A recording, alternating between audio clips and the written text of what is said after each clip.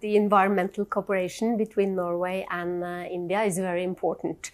And if we are to reach the Sustainable Development Goals, if we are to reach a more climate-friendly planet, India has to be on board because India is so big and it's the most populous nation in the world. And that's why we are very pleased to cooperate with India. And we have several projects that we are quite proud of. Let me highlight two. We have the what we call the Marine Pollution Initiative. It's a project together with the Ministry of Forestries and climate change here in India, and we are cooperating on several areas when it comes to marine pollution. For example, we are cleaning plastics along the oceans together and on the beaches, and also making sure that some of these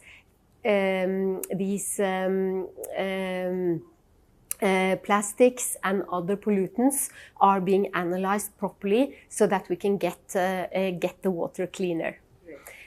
That is one project. We also have another project when it comes to the oceans, and we call it Marine Spatial Planning. We have been helping the Union Territories of Lakshadweep and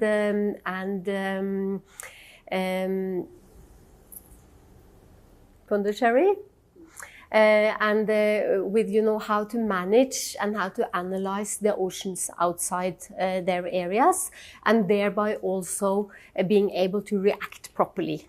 For example, if we should clean, or if we should do something else. So we are now working in the Kaveri River in Tamil Nadu, trying there to analyze what are the problems, how can we make that water and that riverine system cleaner. And the main challenges are for everyone who lives there and the local authorities to actually react properly, and this is what we are helping them with. Well, we were very sorry as Norway that we were not able to reach a conclusion on the plastic treaty in August in Geneva. As Norway, together with Rwanda, we have been leading something that is called the High Ambition Coalition. We are having quite high ambitions on what we should agree on when it comes to plastic pollution internationally. But we should not give up with this, and there is a mandate there from 2022 that has been the basis for the negotiations that have been, and that was not concluded in August in Geneva. So we will be working towards that end still, and hope that we can again restart the negotiations.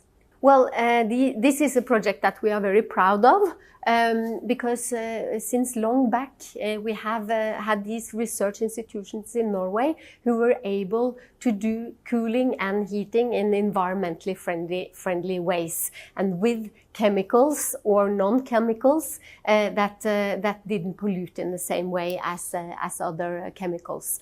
And we have been quite successful with some of the particularly the cooling opportunities here in India, because it's a hot and warm country and cooling is needed.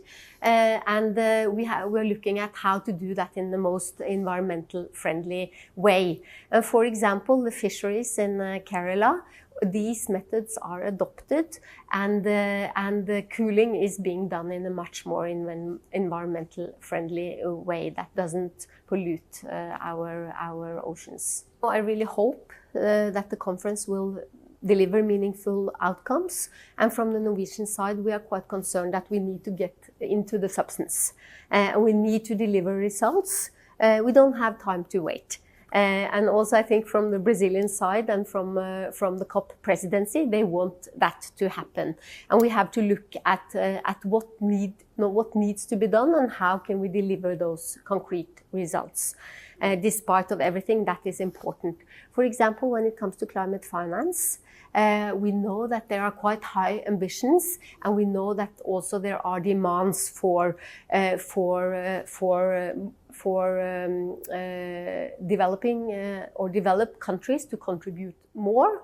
And there is this roadmap from Baku last year to Belém this year of contributing $1,300 billion And we also, from the Norwegian side, think it's important to contribute to that. We have now committed to double our climate financing by next year. Well, it is definitely a challenge, and it has been a challenge. I think the good news is that nobody has followed the US when they declared that they wanted to get out of the Paris Agreement. All other countries are on board. All other countries want to have a more climate-friendly world, and also to increase the risks that we have. So hopefully we can get together also and to agree on the measures to be taken. Well, first I must say that these pictures that we see there are devastating. And these landfalls, they are destroying the environment as well as the livelihoods for many people, and sometimes also lives. And of course we need to try and fight that as best we can, and we would like also to support India on that. What I would like to mention as a concrete example is that we have been working with India on tunneling projects. We have something called the Norwegian Geotechnical Institute, and they have been quite successful in how we build tunnels in Norway. We also have quite vulnerable rocks in Norway, as you have here in the Himalayas, and how you build tunnels so that they don't fall apart and that they keep. We have been developing quite good technologies for that, and those technologies we have been using in Sikkim. Also, they have been very interested in those in the tunnel building that is happening now in Uttarakhand and also in Kerala, and we are very happy to contribute.